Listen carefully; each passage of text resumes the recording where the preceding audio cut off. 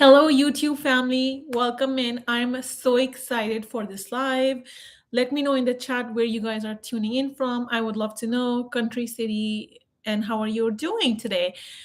In case you don't know me, my name is Jaslyn Kaur. I'm a founder, therapist, and a coach. I help women get out of narcissistic abuse relationships and heal themselves towards more emotional intelligence, boundaries, and greater self concept. Okay, the topic of today's video is why going no contact is so difficult, especially after a toxic relationship. Now, there are 10 reasons that I have seen in my private practice that again and again, the same reasons that show up, which makes it extremely challenging to overcome a toxic relationship. In the end of 2022, I myself survived a narcissistic abuse breakup, and it was devastating. It was just extremely painful. And I want to throw some light on why, so that you feel acknowledged and validated, because this is completely human. Do not blame yourself. This is not your fault. It's completely human. The number one reason why it's so challenging going no contact is because the trauma bond is chemical. I want you to look at a junkie outside, okay, and him wanting drugs. It's very chemical. That's just the tip of the iceberg, right? But there's a whole unmet needs, wants, trauma that is making him use that drug. Similarly, when we find ourselves in a narcissistic abuse relationship, that is just the tip of the iceberg. There's so much underneath that, the trauma, the unmet needs, um, so much underneath that it can feel very shameful when we keep going to the same person knowing that this person is not good for us. So the chemicals that is given from a narcissistic abuse relationship, it's oxytocin and cortisol. Now when you mix this with adrenaline, it creates hormones in your body that feel like drugs. So that's why you want to go back to that same feeling again and again and again, because it feels good. When it's good, it's really good, and when it's bad, it's really bad. So it's chemicals. So you're when you do the detox, it can feel like, oh my god, I cannot live. You can experience withdrawal symptoms such as anxiety, sleeplessness, wanting to have more carbs, or isolating yourself, whatever the case might be, or working too much. Um, which brings me to my second point, familiar to the addiction, right? So when you are familiar with this cycle, you can become addicted to this blocking and unblocking cycle. And it's so difficult to break the pattern because it's familiar. We human beings, we love same things. We love our habits stay there because there's a job that's being done.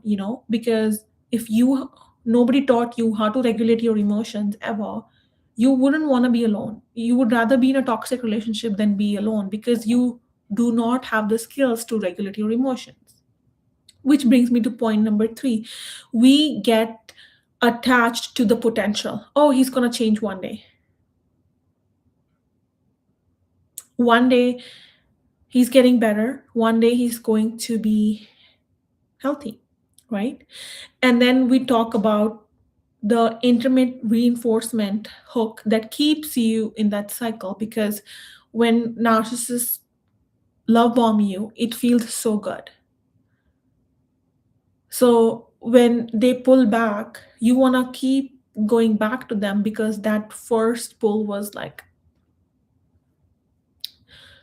that first pull was very, very, very dangerous. You want that first hit. That's why you'll see a lot of drug dealers giving the first hit as free, so that you keep coming back, because the first hit was so good, you keep coming back to that, right? So this powerful psychology is very difficult to overcome all by yourself.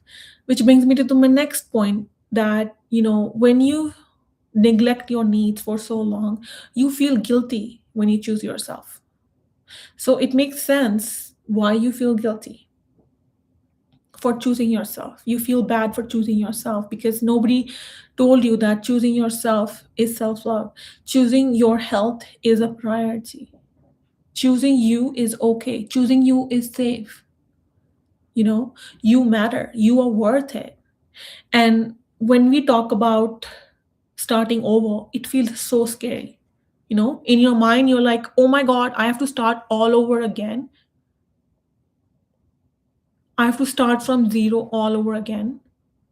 No, I'd rather just stay in this. This is what, at least he's not cheating on me, right? We start making excuses, whatever the excuse may be. Because scarcity kicks in, and the scarcity is like, oh my God, there's not enough men out there. Everybody cheats. Nobody's going to be like, I can't find anybody better than this person. We believe that our options are limited. And the identity is tied to being in the relationship. Whether you're a girlfriend or a wife, your identity is rooted in that. But when you zoom out, your love life is just 25% of your life. Who are you without the relationship? You have to start getting to know yourself. You have to start discovering yourself. So take this heartbreak as something that is a self-love journey. Start dating yourself. Identify with self. Shame keeps you isolated. You know, whenever we go through narcissistic abuse, um, I self isolated myself. I didn't want to be with anybody. And isolation creates more emotional dysregulation. You know, I became like a rat in the rat experiment. I didn't want to be supported. And that contributed to more self isolation. Let me know in the chat where you're tuning in from. I would love to know. Which brings me to the second last point is that going recovering from a toxic relationship makes you not fully trust yourself, because doubt is created by this person so much that you blame yourself. You think it was your fault. You keep thinking that, oh, that person is going to move on and they're going to find their soulmate and I'm going to be alone. No, that's not true. That's reality distortion. The person may move on, the person may be happy, but so are you. You're also going to move on. You're also going to find your person. That dream is also alive. So do not be jealous. What's yours cannot be snatched. And when you break this trauma bond all by yourself, it creates more dysfunction. I highly encourage you to seek therapy, seek coaching, seek support, a safe support where you can go on that deep emotional journey to discover yourself and remember that you are an awareness in this body.